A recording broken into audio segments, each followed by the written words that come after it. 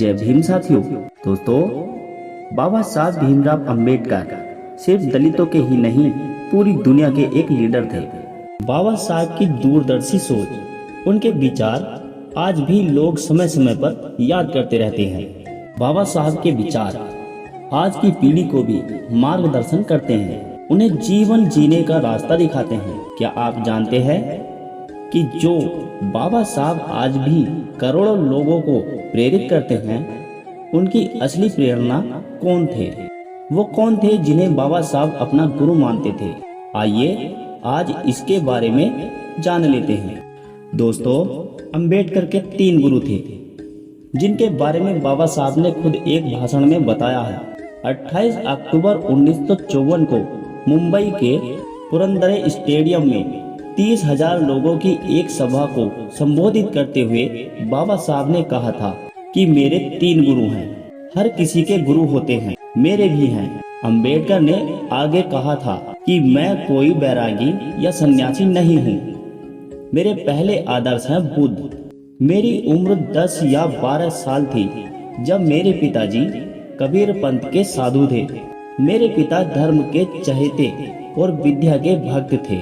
बचपन में ही उन्होंने मुझे रामायण महाभारत जैसे ग्रंथ मुझसे रटवा लिए थे और इन सब से मेरे जीवन पर गहरा असर हुआ है, जिसे पढ़ने के बाद मुझ में एक अलग ही प्रकाश ने जन्म लिया।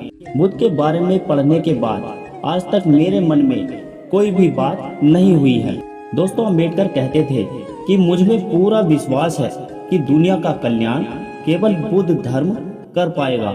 दोस्तों, अंबेडकर अपना दूसरा गुरु कबीर को मानते थे। वो कहते थे कि मेरे पिता कबीर पंथी थे, इसलिए कबीर के जीवन और उनके सिद्धांतों ने मुझ पर काफी गहरा असर डाला।